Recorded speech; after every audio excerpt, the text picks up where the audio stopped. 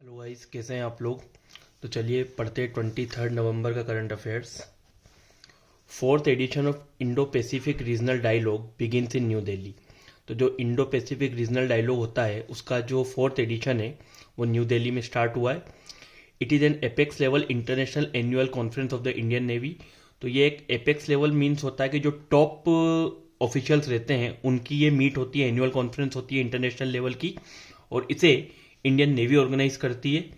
जो थीम है Indo Pacific regional dialogue 2022 की वो रहेगी operationalising the Indo Pacific oceans initiative. और जो इंडियन नेवी के वो चीफ हैं वो है admiral R Hari Kumar. Next is UNICEF and India joins hands to promote films on child rights at IFFI। तो जो international film festival of India हो रहा है जो कि 53rd एडिशन हो रहा है जिसका गोवा में, तो वहाँ पे यूनिसेफ और इंडिया ने एक पैक्ट साइन किया है कि जो भी फिल्म्स चाइल्ड राइट्स जो बच्चों के अधिकार के ऊपर बनेगी उसे वो प्रमोट करेंगे। अगर हम यूनिसेफ की बात करें तो United nation international children emergency fund, ये इसका फुल फॉर्म होता है। ये फाउंड हुआ था 1946 में और इसका हेडक्वार्टर है न्यूयॉर्क में। Next news is India jumps 2 spots to 8th rank on climate change performance index.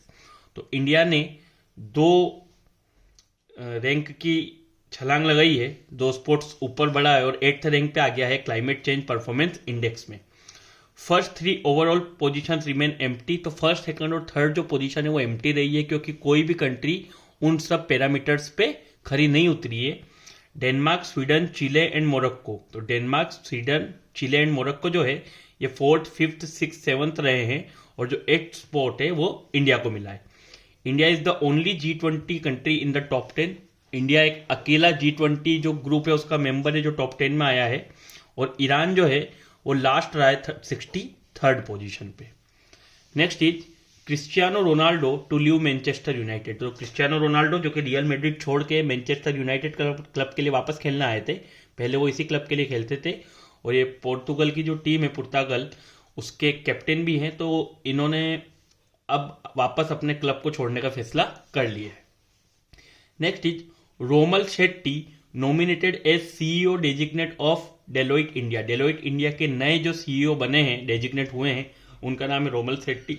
अगर हम डेलोइट की बात करें तो डेलोइट जो कंपनी है इसका हेडक्वार्टर है लंदन में, फाउंड हुई थी 1845 में, और डेलोइट इंडिया जो है ये फाउंड हुई थी 1995 में और इसका हेडक्वार्टर है मुंबई में। Next news, India holds foreign office consultations with गेबोन and Uganda. तो इंडिया जो है उन्होंने फॉरेन ऑफिस मतलब जो फॉरेन मिनिस्ट्री के ऑफिशियल्स रहते हैं उनके बीच जो कंसल्टेशन होता है वो शुरू किया है 2 अफ्रीकन कंट्रीज गेबोन और उगांडा के साथ। गेबोन कैपिटल है लिब्रेविल, करेंसी है CFA फ्रैंक, उगांडा कैपिटल है कंपाला और करेंसी है shilling. Next is Qatar signs world's longest gas supply deal with China. World की लॉन्गेस्ट गैस सप्लाई डील जो है वो कतर ने चाइना के साथ साइन की है। China is the first country to seal a deal for North Field East. ये नॉर्थ फील्ड ईस्ट जो है ये कतर में पाई जाने वाली एक जो गैस के रिजर्व है उसकी एक फील्ड है, और चाइना एक पहली कंट्री ऐसी बनी है जिसने इस फील्ड के लिए डील साइन करी है। अगर हम नॉर्थ फील्ड की बात करें तो डिस्कवर्ड हुई थी 1971 में। It is world 3rd biggest gas reserve, approximate 10% of the world non reserve. के वर्ल्ड में जितने भी नॉन रिजर्व हैं गैस के उसका 10% इस फील्ड में पाया जाता है, and it is very strategically important for Qatar and also for China. Next is Pranay Sharma. Pranay Sharma becomes first Indian to win gold at karate 1 series A. Pranay Sharma पहले इंडियन बने हैं जिन्होंने गोल्ड कराटे 1 सीरीज जो होती है, कराटे 1 सीरीज ए जो होती है उसमें गोल्ड जीता है। Next is Ravi Kumar Sagar conferred with the prestigious doctor Kalam Seva Puraskar. तो रवि कुमार सागर जो कि यंगेस्ट फाउंडर एंड सीईओ हैं आरकेज इनो ग्रुप के, उन्हें डॉक्टर कलाम सेवा पुरस्कार से सम्मानित किया गया है। Next, India to post 6.5 to 7.1% growth during financial year 22 to 23। तो जो डेलोइट है उसके अनुसार जो हमारा फाइनेंशियल ईयर है 2022 और 23 का, उसमें हमारी कंट्री की जो ग्रोथ रहेगी वो 6.5 से 7.1% के इस वाले ब्रैकेट में होगी। Next is Manika Batra becomes first Indian women to win medal at Asian Cup. तो मणिका बत्रा जो कि टेबल टेनिस प्लेयर है, पहली इंडियन वीमेन बनी है जिन्होंने मेडल जीता है एशियन कप में। इन्होंने ब्रॉन्ज मेडल जीता है और ये जो एशियन कप हो रहा था ये हो रहा था थाईलैंड की कैपिटल बैंकॉक में।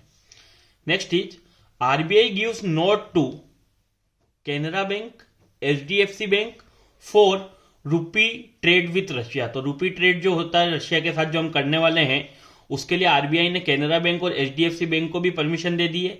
अभी इसके पहले यूको बैंक, यूनियन बैंक और इंडसइंड बैंक जो है इनको भी रेगुलेटरी क्लियरेंस आरबीआई के द्वारा मिल गया था रशिया के साथ रूपी ट्रेड करने के लिए।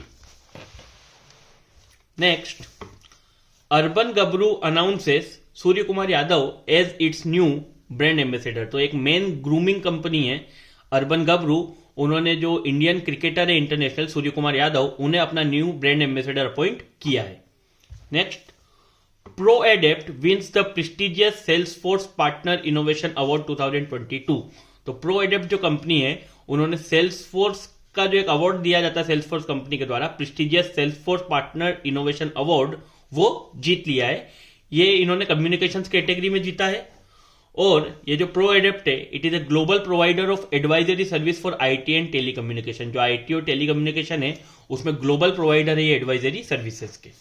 Next is AP Sridhar awarded economic times inspiring leaders award 2022। तो AP Sridhar जो कि एक म्यूजियम मेकर हैं, उन्हें 2022 का economic times inspiring leaders award दिया गया है।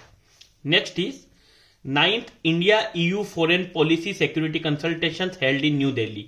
तो इंडिया और यूरोपियन यूनियन के बीच में जो फॉरेन पॉलिसी और सिक्योरिटी कंसल्टेशंस होता है उसका 9th एडिशन न्यू दिल्ली में ऑर्गेनाइज किया गया है। EU यूरोपियन यूनियन ये फाउंड हुआ था 1 नवंबर 1993 को। इसमें अभी 27 मेंबर स्टेट्स है और इसका जो हेडक्वार्टर है वो है ब्रुसेल्स में। Next is NIEPA celebrates diamond jubilee anniversary of establishment. तो 50 साल पूरे हो गए हैं NIEPA को, और NIEPA का जो फुल फॉर्म होता है वो होता है national institute of educational planning and administration. ठीक है, तो डायमंड जुबली सेलिब्रेशन जो है वो इन्होंने अपने एस्टेब्लिशमेंट का सेलिब्रेट किया है। And last news for this day is Karnataka has the highest installed grid interactive power capacity. हमारी कंट्री में सबसे ज्यादा ग्रिड इंटरेक्टिव जो रिन्यूएबल पावर कैपेसिटी है वो है, स्टेट में जो टॉप पर है वो है कर्नाटका। कर्नाटका की टोटल इंस्टॉल्ड कैपेसिटी जो है वो है 15,463 मेगावाट। सेकंड नंबर पे तमिलनाडु है जो कि 15,225 मेगावाट, एंड थर्ड पे गुजरात है जो 13,153 मेगावाट की ग्रिड इंटरेक्टिव पावर कैपेसिटी रखता है। तो this is all about the current affairs of the day. I hope आप लोगों को ये वीडियो पसंद आएगा। तो अगर आपको वीडियो अच्छा लगता है तो प्लीज़ चैनल को लाइक कीजिए, शेयर कीजिए, सब्सक्राइब कीजिए और पढ़ते रहिए। Thank you so much.